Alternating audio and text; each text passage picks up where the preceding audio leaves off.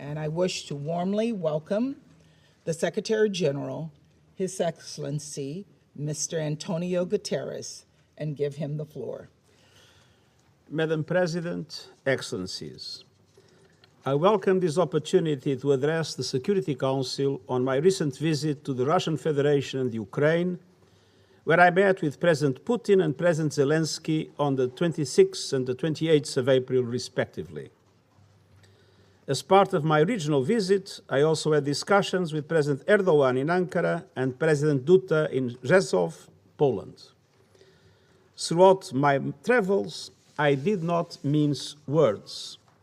I said the same thing in Moscow as I did in Kyiv, which is exactly what I have repeatedly expressed in New York, namely that Russia's invasion of Ukraine is a violation of its territorial integrity and of the Charter of the United Nations, and that it must end for the sake of the people of Ukraine, Russia, and the entire world. Madam President, I visited Moscow and Kyiv with a clear understanding of the realities on the ground. I entered an active war zone in Ukraine with no immediate possibility of a national ceasefire and a full-scale ongoing attack on the east of the country. Before the visit, the Ukrainian government issued an appeal to the United Nations and to me personally, expressed publicly by the Deputy Prime Minister, regarding the dire plight of civilians in the devastated city of Mariupol and specifically the Azovstal plant. In my meeting with President Putin, I therefore stressed the imperative enabling humanitarian access and evacuations from besieged areas, including first and foremost Mariupol. I strongly urged the opening of a safe and effective humanitarian corridor to allow civilians to reach safety from the Azovstal plant. A short time later, I received confirmation of an agreement in principle. We immediately followed up with intense preparatory work with the International Committee of the Red Cross, ICRC, along with Russian and Ukrainian authorities. Our objective was to initially enable the safe evacuation of those civilians from the Azovstal plant, and later the rest of the city, in any direction they choose, and to deliver humanitarian aid. I am pleased to report on some measure of success. Together, the United Nations and the ICRC are leading a humanitarian operation of great complexity, both politically and in terms of security. It began on 29 April and has required enormous coordination and advocacy with the Russian Federation and the Ukrainian authorities. So far, 2 safe passage convoys have been successfully completed. In the first, concluded on 3 May, 101 civilians were evacuated from the Azovstal plant, along with 59 more from a neighboring area. In the second operation, completed last night, more than 320 civilians were evacuated from the city of Mariupol and surrounding areas. A third operation is underway, but it is our policy not to speak about the details of any of them before they are completed to avoid undermining possible success. It is good to know that even in these times of hyper-communications, silent diplomacy is still possible and is sometimes the only effective way to produce results.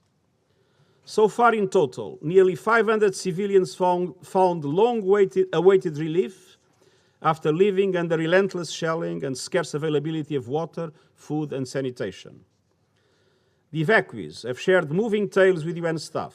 Mothers, children, and frail grandparents spoke of their trauma. Some were in urgent need of medical attention. I hope that the continued coordination with Moscow and Kyiv will lead to more humanitarian pauses to allow civilians safe passage from the fighting and aid to reach those in critical need. We must continue to do all we can to get people out of these hellscapes. And the Secretary General and the Emergency Relief Coordinator, Martin Griffiths, will brief you today in greater detail on the latest efforts in Mariupol and additional steps. Commissioner Bachelet will brief on reports of violations of international humanitarian and human rights law, possible war crimes, and the need for accountability. As I discussed yesterday with President Zelensky, the UN will continue to scale up humanitarian operations, save lives, and reduce suffering. Madam President, my meetings with both leaders also focused on the crucial issue of global food security. And indeed, the worldwide implications of this war were in full view in my subsequent travels to West Africa. In Senegal, Niger, and Nigeria, I heard direct testimony from leaders and civil society on how the war is unleashing a food security crisis. We need quick and decisive action to ensure a steady flow of food and energy in open markets by lifting export restrictions, allocating surpluses and reserves to those who need them, and addressing food price increase to calm market volatility. But let me be clear, a meaningful solution to global food insecurity requires reintegrating Ukraine's agricultural production and the food and fertilizer production of Russia and Belarus into world markets despite the war. I will do my best to help facilitate a dialogue to help make this a reality. At the same time, the war in Ukraine in all its dimensions is setting in motion a crisis that is also devastating global energy markets, disrupting financial systems, and exacerbating extreme vulnerabilities for the developing world.